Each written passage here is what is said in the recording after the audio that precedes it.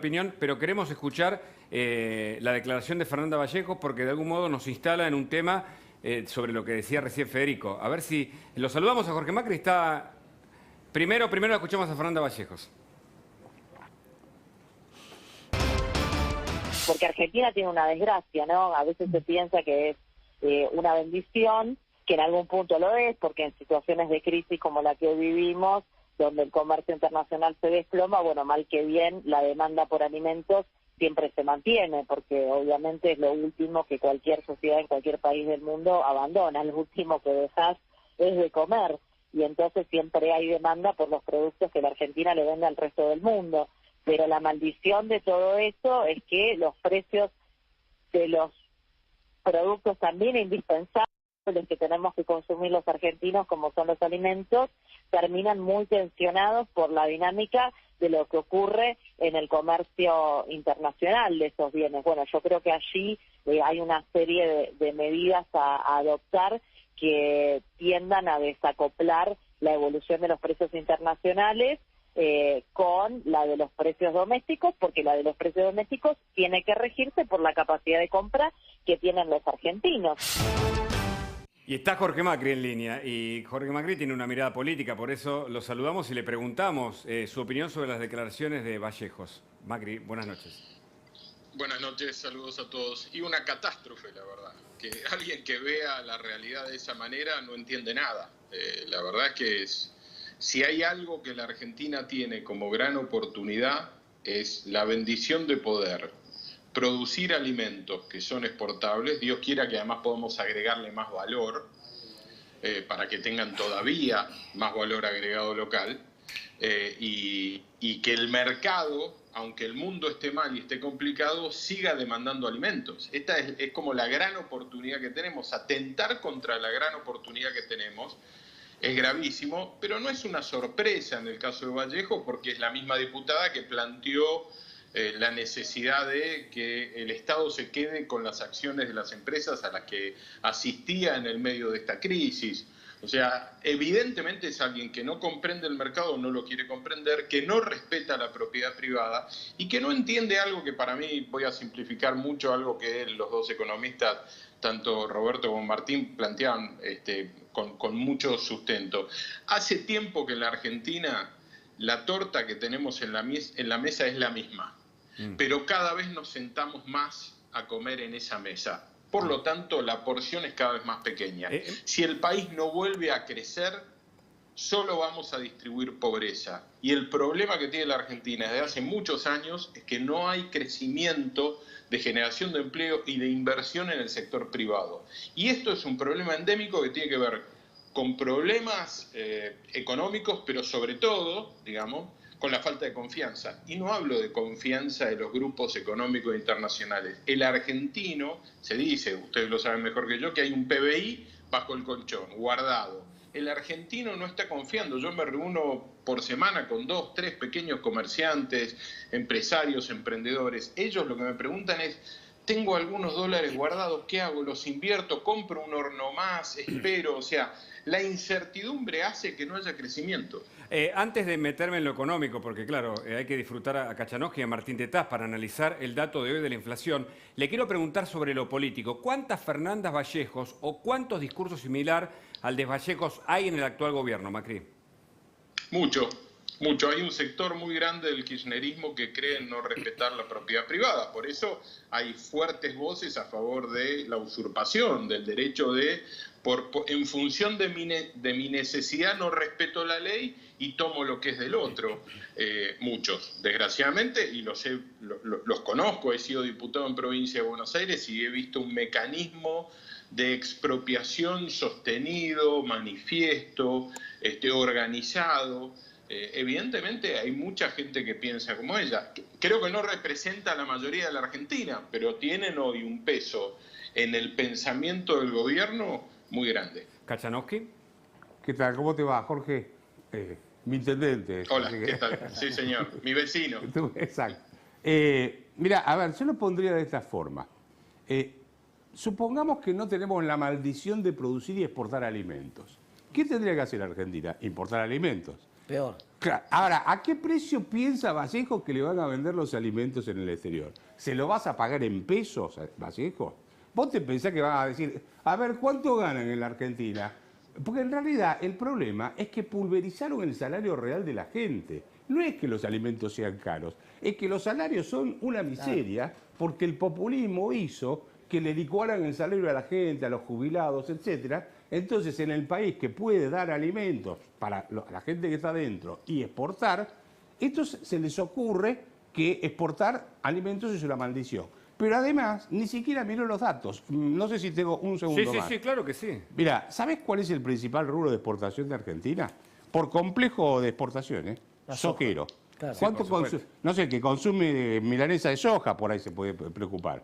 El segundo es industria automotriz, 11% del total, sojero 26%. O sea, ahí tenés el 37%.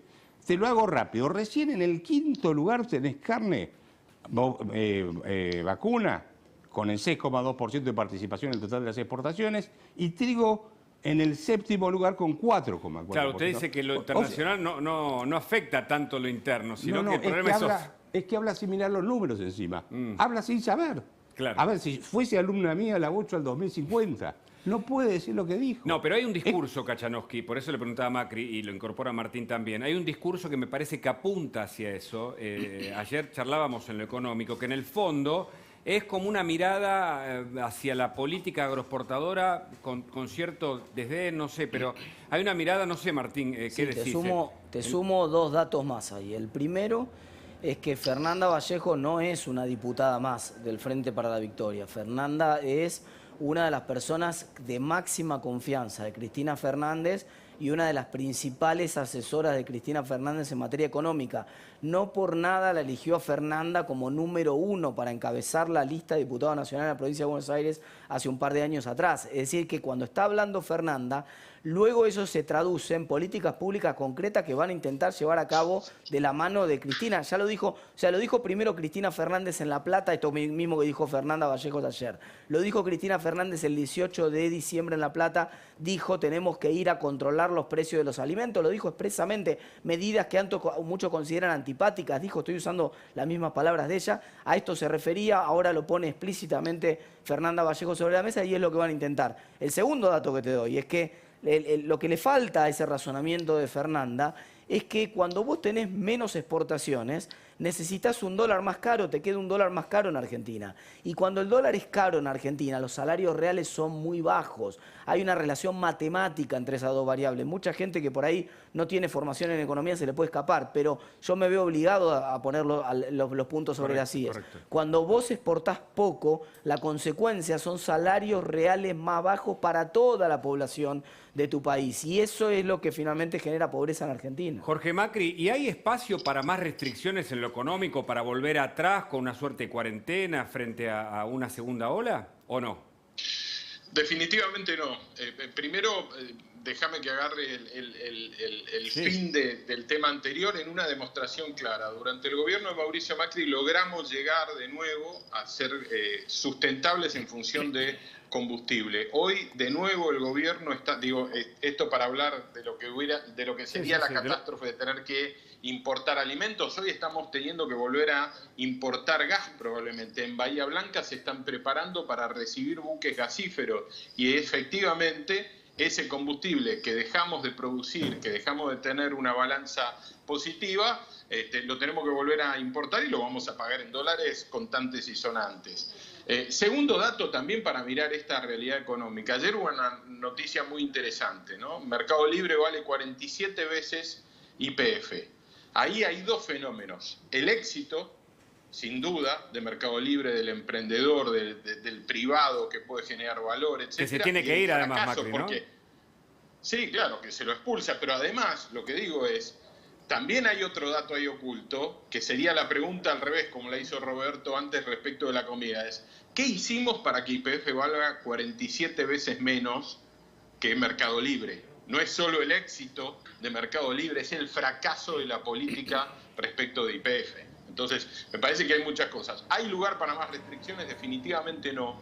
Sobre todo no, porque me parece que es muy malo que un gobierno decida restringir de nuevo a los que se portaron bien. El pico de la pandemia no se produjo en función de la apertura del comercio, del gastronómico. De hecho, cuando se abrió todo el comercio y la gastronomía, fue el momento del menor nivel de contagio, fines de noviembre, principios de diciembre. Esa gente trabaja formalmente, es cuidadosa, protege a sus trabajadores y al cliente que viene. Lo que pasa es que lo que ganó es lo ilegal y lo informal, desde el velorio de Maradona, el no controlar las fiestas ilegales, plantear el debate de el aborto sabiendo que iba a haber movilizaciones en un momento de riesgo epidemiológico, permitir los festejos o mirar para otro lado de las distintas hinchadas. Entonces, ¿qué hacen? Igual que con los impuestos.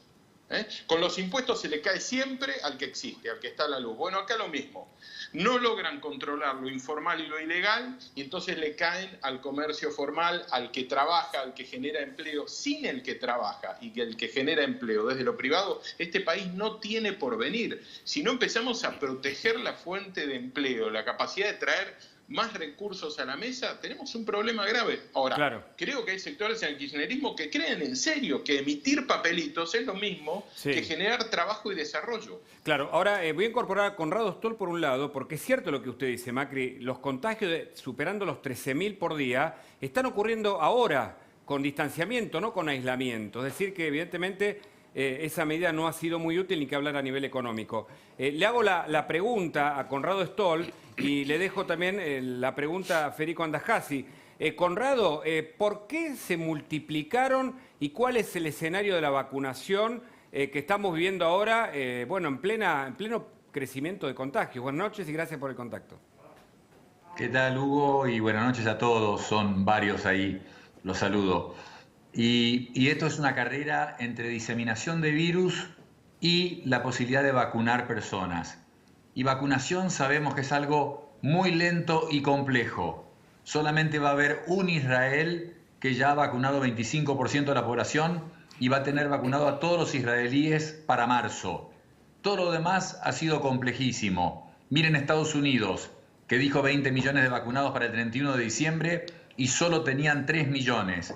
Y en estos días la preocupación es tal que han decidido vacunar personal de la salud, geriátricos y mayores de 65 años, porque si sigue diseminando el virus, porque tuvieron un récord de muertes con 4.400 en un solo día. Sigue aumentando. Y esto por las mutaciones. Y encerrarse no ayuda, no necesariamente ayuda.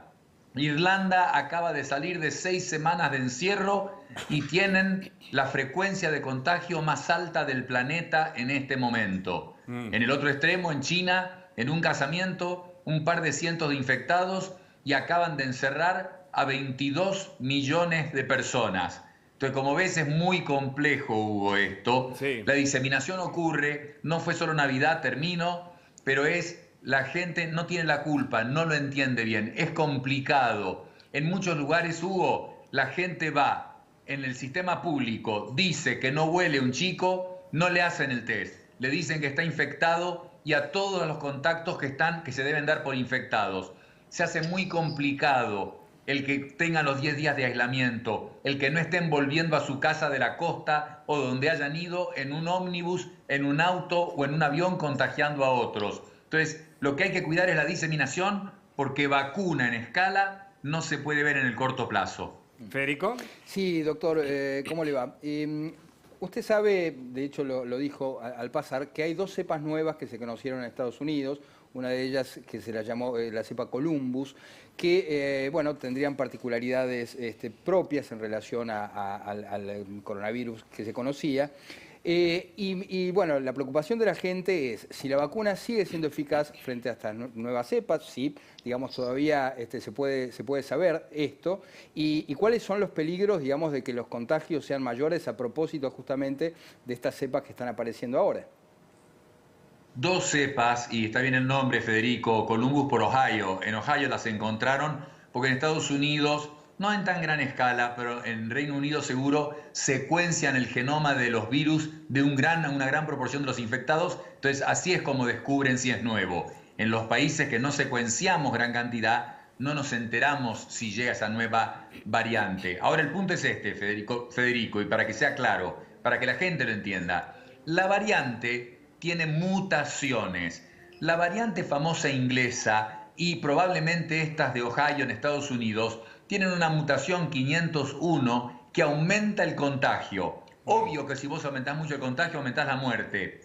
Más contagiados, más muerte. Y la aumenta significativamente, no es el 70% que decían, probablemente esté alrededor del 50%. La que preocupa es la que llegó a Japón desde Brasil, que es otra variante con otro nombre, no confundamos a todo el mundo, pero que tiene una mutación que se llama 484, que esa sí puede responder menos a la vacuna. Por eso en Japón están cerrando todas las prefecturas en este momento. Correcto. Ahora, sí, la mayoría de las mutaciones detectadas en estas variaciones siguen respondiendo a las vacunas que hay. Y acuérdense que Johnson & Johnson en las próximas 2 semanas, esto es una buena noticia, va a dar resultados positivos de su estudio. Es una vacuna de una sola inyección y que se transporta en heladera común. Cosas muy buenas. La producción limitada. Pero de vuelta, la mayor parte de las mutaciones siguen respondiendo a las vacunas, y si alguna no respondiera, cambiar una vacuna no es tan complejo como hacer una vacuna de cero. Ahora volvemos a las vacunas y a la situación con usted, doctor, pero le quiero preguntar a Jorge Macri cómo está la situación en Vicente López y qué va a hacer usted frente a posibles restricciones que puedan surgir en los próximos días, Macri. A ver, claramente la cantidad de casos han aumentado, el sistema sanitario no está cómodo, está lejos de estar colapsado, estamos en alrededor de un 50% de utilización de camas, mucha disponibilidad de respiradores. Lo que pasa es que la manera en la que se administran los datos, y esto el doctor seguramente lo puede explicar hasta mejor que yo, no permite hacer un seguimiento sanitario de contagio profundo. ¿Por qué? Porque los datos de la manera que se reflejan en función al domicilio. Esto quiere decir, puede haber muchos contagiados en este momento que figuran como contagios en Vicente López, pero que están por ahí en la costa, en el sur, en otra parte del mundo, y se cargan por domicilio y DNI como si estuvieran contagiados. Con lo cual, digo que el sistema sanitario de Vicente López no esté colapsado, puede hablar de dos cosas: de contagios que requieren menos hospitalización, o del hecho de que los contagios están ocurriendo en otro lugar donde sí puede colapsar el sistema. Claramente sí, lo que vemos es un aumento de la contagiosidad, de la cantidad de casos en la franja etaria de 25 a 40. Claro. Hemos pasado de alrededor de 30 casos día a alrededor de 90 casos día. Esa es la realidad. Hay un riesgo del punto de vista hospitalario, no. Sí nos preocupa el tema de la vacuna, y yo agregaría políticamente, me parece que uno de los errores más graves que ha cometido el gobierno es quedarse con una única opción de vacuna. Todas las vacunas son diferentes, tienen distintos requerimientos logísticos, no cubren necesariamente de la misma manera a los distintos grupos de riesgo. Entonces, lo que hoy todos los países están trabajando es en tener la mayor cantidad de opciones abiertas, no solo por cantidad, sino por la diferencia de grupos, de logística que tiene cada una de las vacunas. Todavía lo de Pfizer para mí sigue sin quedar claro, y el gobierno no lo aclaró. Digo, hemos testeado esa vacuna acá. Digo, que no tengamos opciones de muchas vacunas vuelve a demostrar que estamos mirando una película equivocada. Sí, que la Argentina está un poco atrás. Gracias, Jorge Macri, por el contacto. Gracias a ustedes, buenas noches. Claro, y le pregunto entonces a Conrado Stoll a propósito de esto, porque por un lado Carla Bisotti dijo, vamos